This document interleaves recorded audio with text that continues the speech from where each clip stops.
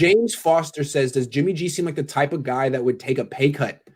Doesn't he know he won't get more than $25 million anywhere else? This is a very interesting question. Vish, what do you think? It's a great question. So here's my thing. First, I never advocate for athletes to take a pay cut. I know they make 10x more than I'm ever going to make in my life, but they sign contracts that owners and teams are never they never show the same obligation to the contract that the athlete should show. So the athlete should have their own rigidness about getting the money that they're not, because their earning potential is 10 to 15 years if they're lucky. It's not like they can work for 50 years doing this job. So I wouldn't advocate that. And two, if you're Jimmy, why would you take the pay cut to play for the 49ers?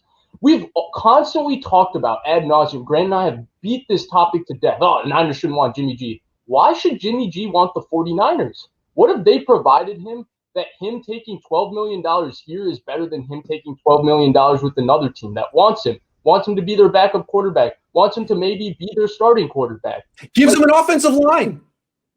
Right. Forget even without the offensive line, he's been basically everybody's punching bag here. Like, he's been other teams' punching bags occasionally, but everybody here, everybody wants. If the Niners lose, it's because of Jimmy G. Even when we lose games and he doesn't even play in them, it's, see, Jimmy, you can't stay healthy. That's why we're losing, right? So he's been taking this constant beating. Like, it's got to wear on him at some point. I mean, we talked about how I thought that the NFC Championship game was really what just ruined him. That 8 passes, the media beating before the Super Bowl. But then after that, he played bad in the Super Bowl, and he took another 6 months of an even worse media beating after the Super Bowl. Why would he want to take a pay cut for the 49ers? Why? No, I don't think he would. I mean, the way I read the system and this season, and I could be wrong, is he was freaked out week 1. He had been playing without his knee brace in camp. He was talking about that it was a security blanket. He didn't need it as much anymore. And then, boom, week 1, Hronis Grasu starting at center. It's back on, and he looked freaked all game. Wait, do you remember what happened?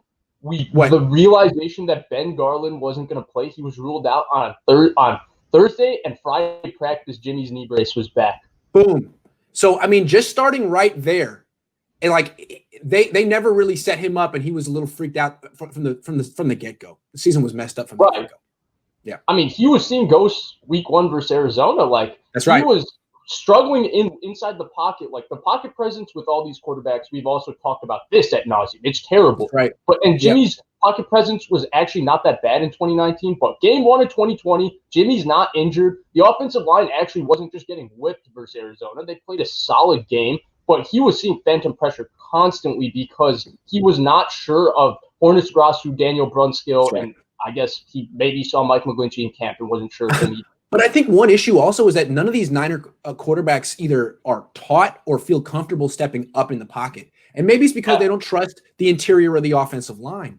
But Jimmy, in week 1, kept trying to back out of the pocket. Would go left, he'd go right. Like, no, dude, you need to step up. That's what you're not athletic enough to run out of the back of the pocket like Kyler or Patrick Mahomes. You're supposed to do what Brady does and step up.